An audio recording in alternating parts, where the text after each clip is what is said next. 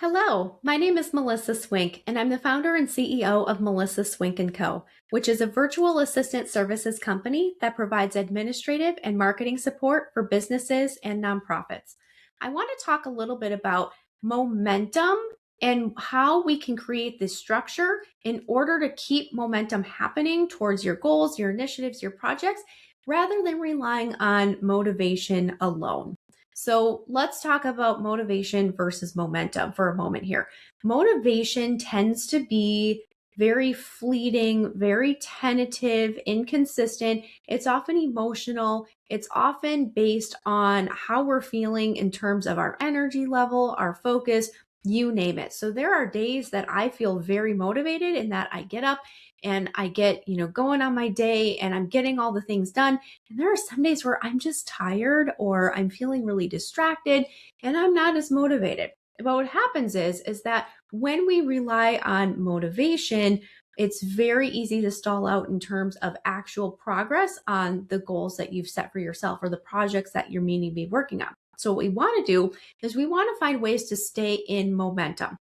And we stay in momentum through building out the structure and creating the capacity for you to be consistent in terms of your progress towards your goals, projects, initiatives, you name it. So, momentum, I can tell you, is not about pushing harder. Certainly, there can be some days where it's mind over matter, where, like, you know what, I just need to be dialed in, I need to focus, I need to get this done. But it's not necessarily working harder, doing more, anything like that. But momentum is really about designing support around you in order to create capacity. So we want to talk about, creating the structure, maybe setting the boundaries and incorporating team in order to help you stay in momentum and not have your goals and projects and initiatives stall out. So at this stage of where you're at in your life, in your business, your motivation isn't necessarily the bottleneck as to what's getting things done. Oftentimes, it's just the overall workload, it's the decision load, it's the mental fatigue that we're battling here. So businesses and progress stall out when your progress depends on, your energy. So we want to create something that is very sustainable so that you can grow even on average days or even some of your worst days. So days that, you have a lot of meetings or days that you're being pulled in different directions or you're trying to help your team solve a problem that came up so that even when these things ultimately are impacting your day, that they're not completely derailing the progress that you're wanting to make. Now, I wanted to share a little bit of a real client example of why momentum can break down. So again, we're not talking about motivation anymore. We're talking about momentum. So, to give you an example, one of our clients asked us to help her implement a CRM system. Now, this person is very well networked. She is a connector. She has so many great relationships with people in her field and beyond. It's just incredible what she has built. And so, naturally, over many years, she's accumulated a lot of contacts. So, she's got contacts in her phone, in her email. She's got contacts through lists, maybe spreadsheets from events that she's either hosted or attended over the years. I mean, LinkedIn, she has so many people on LinkedIn. And so she's like, I want to create a tool where I can have all my contacts in one place and I know exactly, which contacts are potential clients, which contacts are potential speakers, which contacts are, vendors for various things, which ones are friends, family, you name it, because she had a lot of personal contacts as well. And she's like, that way, when I have, when I need to send out information or I'm looking for a resource, I can send an email to very specific people that it's relevant to in that moment. And so our team started building out the CRM system. We imported all the various contacts from all the various places. And then we created those tags for her in order to assign them to all of these various contacts. Because the challenge was in this part in the project was that the decision making relied on her because she was the one who had those relationships and she knew which tags needed to be associated with each contact. And so we would just regularly remind her, hey, how is it going in terms of assigning these tags to these particular contacts. And to be honest, the project stalled out for a period of time because it was just so overwhelming to her. She would sit down and she'd log in and she'd see thousands of contacts, and then she'd just start, assigning some tags, and it just got to be really overwhelming for her. And then she's trying to remember, where did I meet this person? What did we talk about again? And so, it's just something that just kept being pushed to the back burner because there was always more pressing work, of course, that needed to be done. And yet, this project was really important to the future success of her work and her company. And so, what actually looked like procrastination was just cognitive overload and just, even just competing demands based on her time on a given day.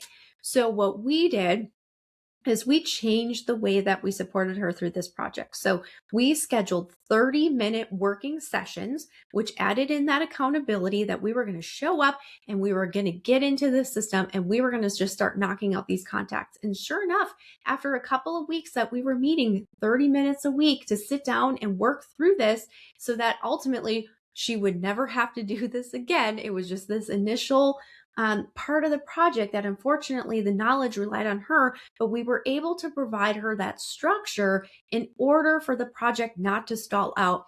And so that means that another 6 months went by, a year went by where she's like, I really wish that I would have had that CRM set up, or I really wish that I could have emailed all of my contacts in this particular field about the X, Y, and Z. That is something that is actually close to the finish line. It's something we're still working with her on, but we're almost there. And so we didn't necessarily change the effort involved, but we changed the structure around it. And so the momentum returned once we found a way to fit her capacity and what she was able to do.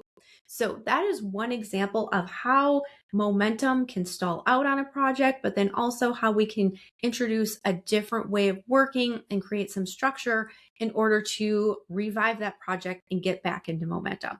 So, how are some other ways that momentum is created? One note here that I want to say is that progress can't rely on willpower. If we're talking about holding yourself accountable to log in for a period of time to start assigning tags to your CRM and just like that grit and determination, yes, it can work, but it's not always feasible and realistic to expect that you're going to stay in momentum that way. Another thing that we want to talk about when it comes to momentum is we want clear next steps, not open-ended tasks.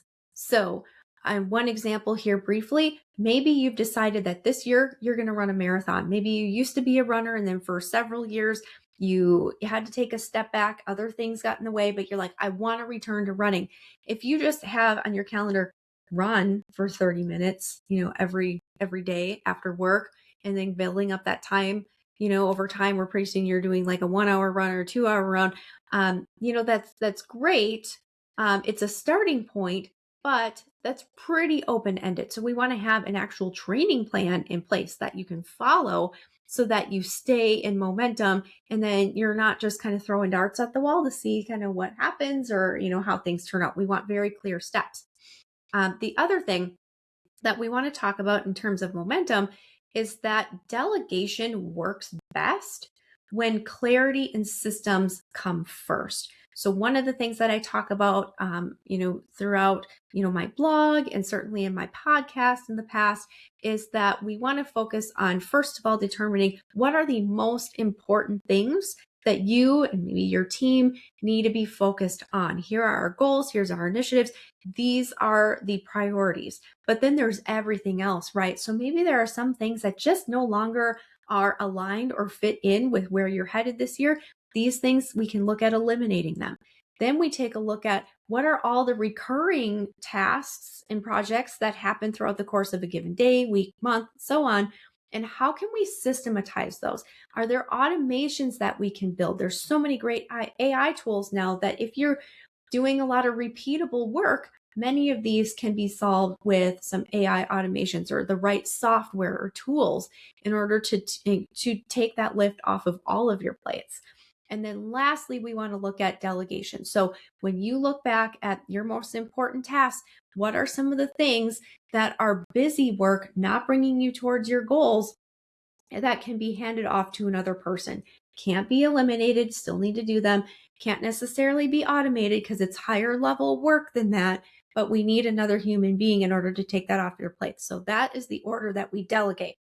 Ultimately, our goal is that momentum should be carried forward by your support team. So we want the support team, we want the structure built around you in order to keep you in momentum, keep you focused, provide you with that structure and sometimes even those boundaries in order to continue making progress on the things that are most important to you. So all of that being said, if you are experiencing slow momentum right now, it's not a signal that you and your team are failing. It's a signal that a couple of things, you've outgrown doing everything yourself, just kind of depending on where you're at in terms of, the team that you've built around you. And then it's also a signal that we need some better structures in place in order to keep momentum to continuing on. So if any of that was particularly helpful for you, or you're curious about how can I create more structure in terms of my personal life, professional life, so that I can continue to stay focused on the goals and the initiatives that are most important to me? Would love to have you book a consultation. It's 30 minutes, no obligation. You and I can chat and I can learn more about what are you working towards? What does your current team look like? What are some of the bottlenecks that you're experiencing? And we can talk about how we can help you create that structure that you need in order to create that momentum and get some progress made on your goals and achieve the things that you've set out to this year. So thank you so much for watching. I hope this was helpful for you. Have a wonderful day.